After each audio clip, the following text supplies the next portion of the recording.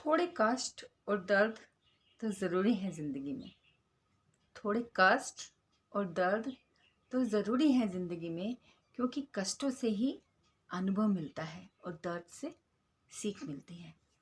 नमस्कार, मैं हूँ दीपा त्यागी, आपकी होस्ट, और लाई हूँ आपके लिए एक और स्टोरी। जी हाँ, आज की स्टोरी है राकेश की। राकेश जो कि अपनी पढ़ाई पूरी कर चुका था और एक मेधावी छात्र था, और वो नौकरी की तलाश में था। नौकरी की तलाश में वो अच्छी कंपनीज में ट्राई कर रहा था और एक कंपनी में उसका सिलेक्शन हो भी गया था। लेकिन लास्ट राउंड होना अभी बाकी था, और लास्ट राउंड में उसको मिलना था डायरेक्टर सर से। जी हाँ, डायरेक्टर सर से मिलने के लिए बड़ा ही उत्साहित था वो। और वो दिन आ भी गया जब वो डायरेक्टर सर के ऑफिस में पहुंच गया, और वहाँ पे डायरेक्टर सर के सामने वो बैठा था। डायरेक्टर सर ने उनके सारे सर्टिफिकेट देखे, और देख के डायरेक्टर सर बड़े खुश हुए। उन्होंने कहा कि आपने तो बहुत को करिकुलर में बहुत अच्छे अच्छे आपने ग्रेड्स ली हुई हैं, बहुत अच्छे थे आप को करिकुलर में। तो गर्व से राकेश ने अपनी ऐसे करके अपनी हाँ बताई। तो डायरेक्टर सर ने कहा, अच्छा, और एकेडमिक में भी तुम्हारे मार्क्स बहुत अच्छे हैं। तो फिर उन्होंने पूछा कि क्या आपको कभी कोई छात्रवृत्ति या कोई स्कॉलरशिप कभी मिली थी? तो राकेश ने कहा कि नहीं नहीं, कोई स्कॉलरशिप तो नहीं मिली मुझे। तो डायरेक्टर सर ने कहा, तो फिर तुम्हारी पढ़ाई का सारा खर्चा तुम्हारे पिताजी उठाते थे? तो राकेश ने हाँ बोला, हाँ में जवाब दिया। तो पूछा डायरेक्टर सर ने कि आपके पिताजी क्या करते हैं? तो इस पर राकेश ने कहा कि मेरे पिताजी दूसरों के कपड़े धोते हैं। तो डायरेक्टर सर ने कहा कि अच्छा, दूसरों के कपड़े धोते हैं। तो उन्होंने डायरेक्टर सर ने जब उसकी बात सुनी तो उन्होंने थोड़ा सा पॉज लिया। थोड़ा सोचने के बाद उन्होंने कहा कि क्या तुम अपने हाथ मुझे दिखा सकते हो? तो उसको बड़ा अजीब सा लगा, लेकिन कंपनी के डायरेक्टर थे तो उसने अपने हाथ ऐसे करके दिखाए। तो जो हाथ थे वो बहुत ही ज़्यादा मुलायम, कोमल, रेशम की तरह। डायरेक्टर सर देख के बड़े अचंभित। तो डायरेक्टर सर ने कहा कि मैं तुमसे कल मिलना चाहूँगा, लेकिन आज तुम्हें घर जाके एक काम करना है। जो मैं कहूँगा क्या तुम वो करोगे?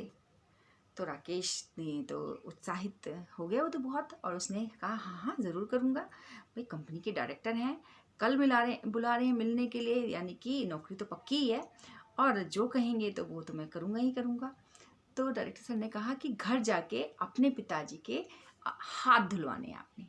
आपने कहा कि आप घर जाके अपने हाथों से अपने पिताजी के हाथ धुलवाएंगे।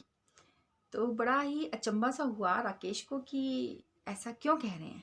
लेकिन कंपनी के डायरेक्टर थे तो बात तो माननी थी, और वो खुश भी बहुत था। तो वो उत्साहित होकर अपने घर जाता है और बड़ी बेचैनी से, बड़ी बेसब्री से अपने पिताजी का इंतज़ार करने लगता है। फिर उसके पिताजी शाम को आते हैं घर वापस, और उनको वो सारी बात बताता है कि जो जो आज मेरे साथ हुआ, या जैसे जैसे इंटरव्यू में जो जो क्वेश्चन पूछे। तो उसके पिताजी बड़े खुश होते हैं। तो उन्होंने कहा, जो राकेश था उसने अपने पिताजी से कहा कि पिताजी, आप अपने हाथ दिखाएंगे मुझे? तो पिताजी ने कहा कि ये पता नहीं क्यों मेरे हाथ ऐसे क्यों मांग रहा है। तो उसने अपने हाथ आगे कर लिए। तो जब उसने अपने पिताजी के हाथ छुए तो वो बिल्कुल इतने खुरदरे, बिल्कुल सूखे पत्ते की तरह महसूस किया कि वो बहुत ज़्यादा खुरदरे थे, बहुत ज़्यादा कटे फटे। कपड़े धोने की वजह से उनके हाथ बहुत ज़्यादा रुखे हो गए थे। उसको बड़ा दुख हुआ उनके हाथ देखकर। वो उनके हाथ धुलाने लगा। जैसे ही उसने उनके हाथों पे पानी डाला तो जहाँ से वो कटे हुए थे उन पे जब पानी पड़ा तो जो दर्द था वो पिताजी के चेहरे पे साफ दिख रहा था। और उनके हाथ धोते धोते राकेश खुद भी रोने लगा। जी हाँ, राकेश की आंखों से आंसू बहने लगे। और उसने ये पहले कभी अनुभव नहीं किया था। कि उसको पता था उसके पिताजी बहुत मेहनत करते हैं, दूसरे के कपड़े धोते हैं, लेकिन आज जो उसने महसूस किया उनके हाथों को छूकर, वो चीज़ उसने कभी पहले महसूस नहीं की थी। वो बहुत ज़्यादा दुखी था कि मेरे पिताजी ने मेरे लिए कितने कष्ट उठाए हैं, कष्ट का अनुभव हुआ है। तो पिताजी की आंखों से भी आंसू बहने लगे। इधर राकेश रोए जा रहा है, इधर उसके पिताजी भी रोए जा रहे हैं, और दोनों एक दूसरे को दिल से, जो आज तक जो भी तकलीफ़ें, कष्ट थी, उन्होंने कभी राकेश को पता नहीं चलनी दी। उन्होंने सिर्फ उसकी पढ़ाई पर ध्यान दिया। सारी मेहनत उन्होंने उसकी पढ़ाई के लिए लगा दी।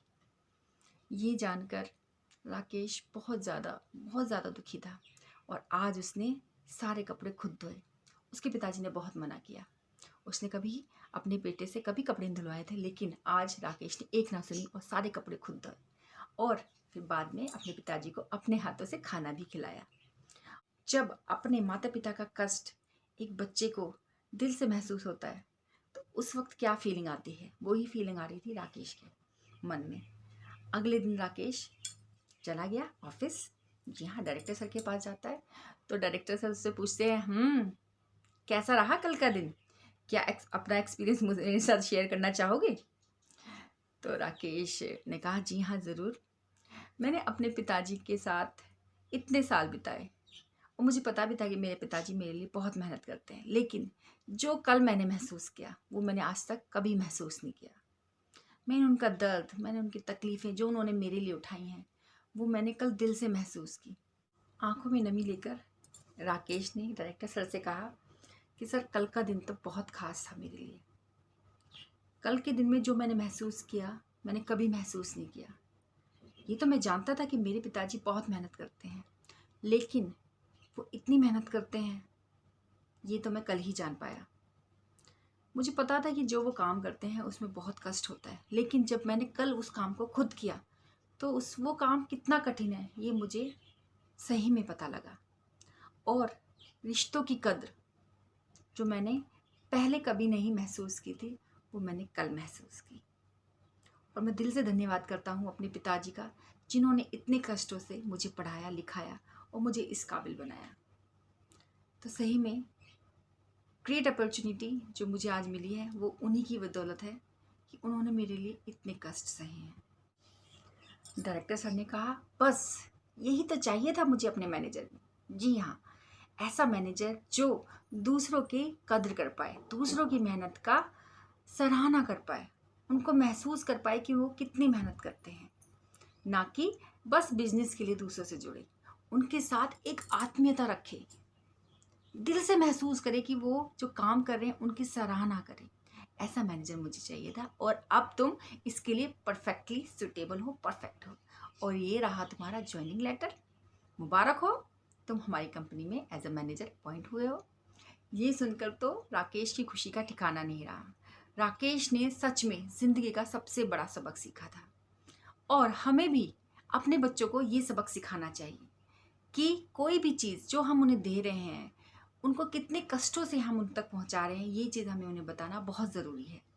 घर में हम कुछ भी काम करते हैं तो सब कुछ दीजिए, कंप्यूटर, लैपटॉप, कपड़े, खाना, अच्छा मकान, सारी सुख सुविधाएं, लेकिन साथ ही अपने बच्चों को ये भी बताइए कि आप उनको ये सब चीज़ें कितनी मेहनत से प्रोवाइड करा रहे हैं, आप कितनी मेहनत करते हैं अपने बच्चों के लिए।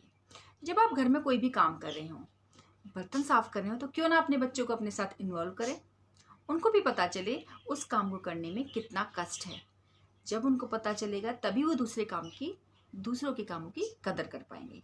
ये नहीं कि आप अपने घर में मेड अफोर्ड नहीं कर सकते, लेकिन इसलिए कि आपके बच्चे को पता चले कि इस काम की क्या अहमियत है या इस काम को करने में कितना टाइम जाता है, तभी तो वो दूसरों के कामों की कदर कर पाएगा। अगर हम अपने बच्चों को सही मायनों में सही शिक्षा देना चाहते हैं तो उसको ये सिखाना होगा कि दूसरों के काम की कदर कैसे करें, दूसरों की सराहना कैसे करें, जैसे कि राकेश ने सीख लिया था। और उसको मैनेजर की जॉब तभी ऑफर हुई जब वो अपने पिताजी के काम की सराहना कर पाया, उनको समझ पाया। तो मैं चाहूँगी आप भी अपने बच्चों को ये एजुकेशन ज़रूर प्रोवाइड कराएं और बच्चों को पता होना चाहिए कि उनके माता पिता कितनी मेहनत करते हैं उनके लिए। तो मैं चाहूँगी सभी बच्चों से, सभी अपने माता पिता को थैंक यू बोलें कि वो आपके लिए कितने कष्ट उठाते हैं, कितने कष्ट से आपको पढ़ा रहे हैं। आपको तो पता भी नहीं है कि वो क्या क्या मेहनत कर रहे हैं, कैसे वो पूरा दिन ऑफिस में रहते हैं, कैसे आपकी मम्मी अपना बिजनेस चला रही हैं, कोई पार्लर में है, कोई बुटीक चलाते हैं, कोई टीचर हैं, तो वो सब आपके लिए। तो मैं चाहती हूँ आप सब इस काम की कदर करें। तो आशा करती हूँ आपको मेरी कहानियाँ पसंद आती होंगी। अगर आपको मेरी कहानियाँ अच्छी लगती हैं तो मेरे चैनल को लाइक कीजिए, शेयर कीजिए, सब्सक्राइब कीजिए, ताकि मेरी कहानियाँ सभी बच्चों तक पहुँच पाएँ। तो मिलती हूँ आपसे अगली कहानी में, तब तक अपना ध्यान रखें, घर पर रहें, सुरक्षित रहें।